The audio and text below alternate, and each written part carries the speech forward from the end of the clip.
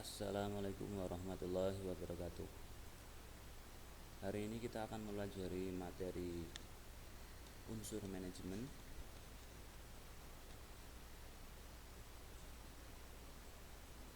Unsur manajemen itu ada 6. Yang pertama itu manusia. Manusia itu menjadi faktor yang paling vital dalam sebuah manajemen, karena manajemen itu sendiri yang menjalankan adalah manusia. Yang perlu diperhatikan dalam hal ini adalah jumlahnya. Artinya dalam sebuah manajemen itu jumlah manusianya, jumlah pegawainya, jumlah tenaganya itu berapa. Dan hal itu harus disesuaikan dengan kebutuhan dan formasi yang ada. Kemudian manusia itu atau tenaga kerja itu atau karyawan itu harus memenuhi persyaratan tertentu. Seperti halnya yang pertama itu persyaratan keahlian. Berarti seorang pegawai, seorang karyawan itu harus memiliki keahlian tertentu, kemudian kemampuan atau keterampilan, serta ada persyaratan pendidikan. Artinya seseorang harus menempuh pendidikan tertentu untuk bisa bekerja pada sebuah instansi misalkan. Dan juga pengalaman. Artinya pengalaman itu bisa banyak, pengalaman organisasi ataupun pengalaman pekerjaan sebelumnya. Kemudian dalam sebuah manajemen itu ada komposisinya. Artinya pasti ada pimpinannya, ada pelaksananya, ada bagian teknis, ada bagian administrasi, dan bahkan ada bagian yang paling kecil yaitu pramukantor misalkan, seperti itu. Kemudian unsur yang kedua adalah money atau uang.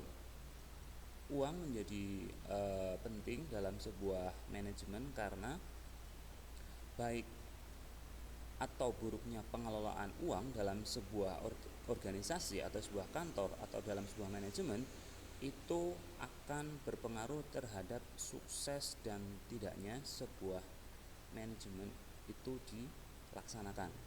Kemudian yang ketiga, unsur dari manajemen yang ketiga adalah material atau bahan baku.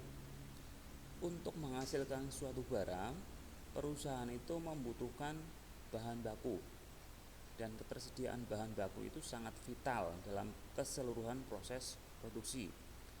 Bahan baku itu ada, yang pertama itu ada bahan mentah, ada bahan setengah jadi, dan yang terakhir itu adalah bahan jadi.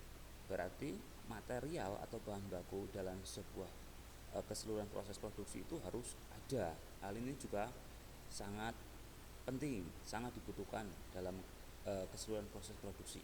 Karena kalau misalkan bahan bakunya tidak ada, maka proses produksi akan berhenti. Ketika berhenti, maka akan berakibat kepada jumlah barang yang dihasilkan akan sedikit. Kemudian kebutuhan pasar tidak akan bisa tercukupi atau terpenuhi. Yang berikutnya, unsur berikutnya adalah mesin. Mesin diciptakan oleh manusia. Mesin dipakai untuk memperingan kerja manusia atau memudahkan kerja manusia. Mesin dan peralatan kerja sangat dibutuhkan untuk memudahkan pekerjaan yang sulit. Artinya pekerjaan yang membutuhkan ketelitian lebih atau pekerjaan yang membutuhkan tenaga yang lebih, hal itu bisa diganti dengan mesin. Kalau manusia terbatas, artinya seseorang misalkan cuma bisa mengangkat beban 50 kilo, tetapi kalau dengan mesin bisa sampai 100 kilo, 200 kilo, dan seterusnya. Kemudian ketika pekerjaan itu dikerjakan dengan mesin, pekerjaan itu akan meningkat produktivitasnya. Artinya kalau misalkan dikerjakan manual oleh manusia, mungkin satu hari bisa menghasilkan 2 barang, tetapi ketika menggunakan mesin, hal itu bisa tambah banyak. Artinya bisa mencapai 10, 100, bahkan lebih, karena dengan bantuan mesin.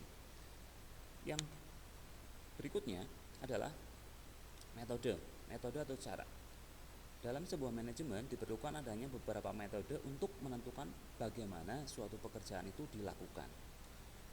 Atau dengan istilah lain ada SOP-nya. Nah, SOP-nya ini harus ditaati oleh semua orang dalam manajemen tersebut. Misalkan SOP untuk menyalakan lampu gudang, atau SOP untuk menyimpan barang, SOP untuk mengeluarkan barang, atau SOP untuk membuat surat penawaran dan lain sebagainya. Itu ada, dan metode ini harus berjalan dengan baik di dalam sebuah manajemen. Unsur berikutnya adalah market atau pasar. Untuk bisa memasarkan hasil produksinya dengan baik, perusahaan wajib memahami pemasaran dengan baik. Ya, artinya jangan sampai barang itu sudah dibuat tetapi bingung mau dijual kemana ini barangnya. Sebelum melakukan produksi itu harus sudah dilakukan riset. Siapa pangsa pasarnya? Orang tuakah, anak-anakkah, bayikah, perempuan atau laki-laki kah? Jadi harus ada survei pendahuluan sebelum membuat atau memproduksi sebuah barang agar market atau pasarnya itu ketahuan. Nah, untuk sekarang ini ada dua macam pemasaran. Yang pertama itu pasar offline dan yang kedua adalah pasar offline. Pasar offline itu sudah dari zaman dulu. Kalau pasar online itu ya boleh dibilang baru-baru ramainya itu ya sekitaran 10 tahun belakangan ini. Itu market atau pasar. Ya, sampai di sini dulu untuk hari ini. Silakan untuk dipelajari kembali materi unsur manajemen ini. Akhir kata saya akhiri. Assalamualaikum warahmatullahi wabarakatuh.